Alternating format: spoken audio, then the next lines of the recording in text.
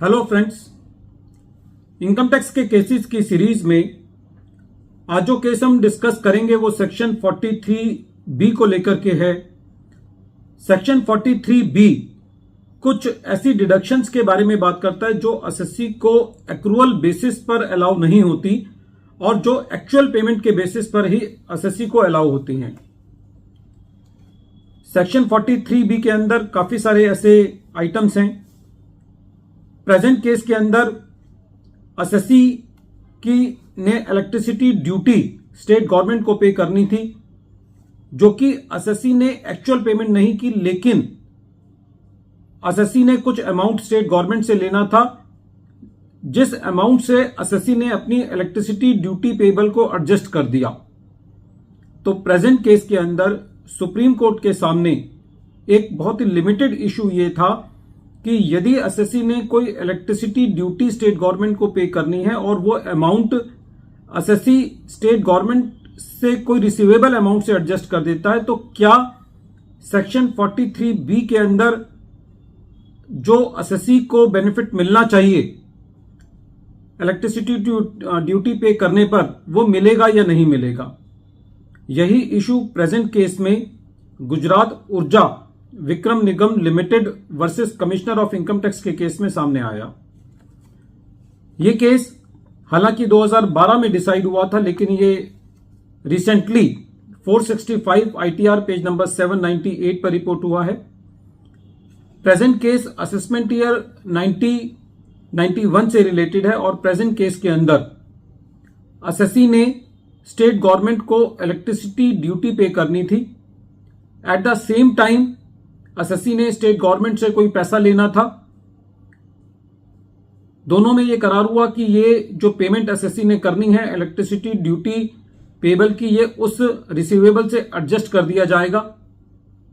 जब ये matter assessment proceedings में चल रहा था तो असेसिंग ऑफिसर का ये व्यू था कि क्योंकि एसएससी ने इस एडजस्टमेंट का कोई सबूत नहीं दिया है, तो इसलिए ये पेमेंट सेक्शन 43B के अंदर एसएससी को अलाउ नहीं मानी जाएगी।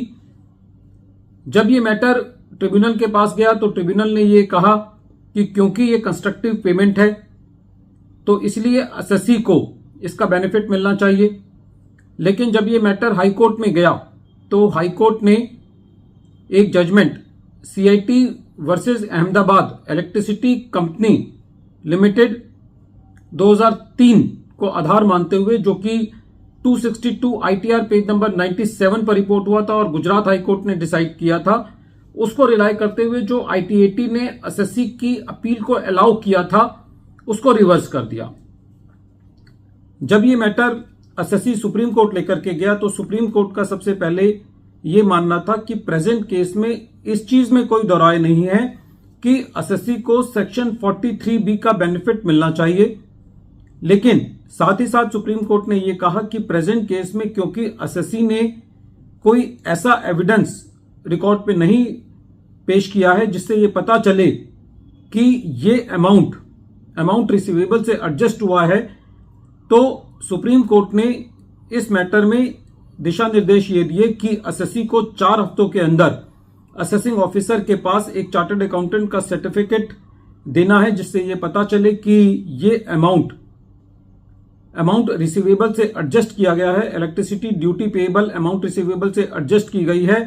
और साथ ही साथ एओ को ये गाइडलाइंस दी कि असेसिंग ऑफिसर को एसएससी के एविडेंस देने के बाद, सर्टिफिकेट देने के बाद इस मैटर को एज पर लॉ डिसाइड करना है। कहने का मतलब यह हुआ कि यदि एसएससी इस चीज का सर्टिफिकेट दे देता है कि एसएससी ने ये अमाउंट रिसीवेबल से एडजस्ट किया है, तो एसएससी को सेक्शन 43B का बेनिफिट दिया जाए।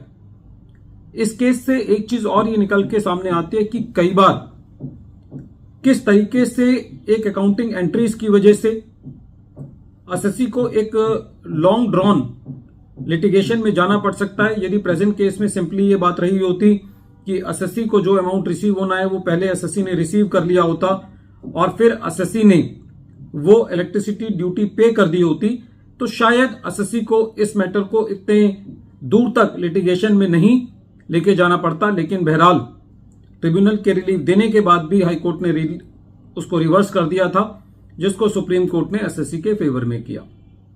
वीडियो के अंत में एक बार फिर मैं केस का नाम रिपीट कर रहा हूं। केस का नाम है Gujarat Urja Vikas Nigam limited versus commissioner of income tax, और ये केस 465 ITR पेज नंबर 798 पर रिपोर्ट हुआ। मैटर सुप्रीम कोर्ट ने डिसाइड किया और इस केस का जजमेंट 12 सितंबर 2012 को आया। Thank you friends.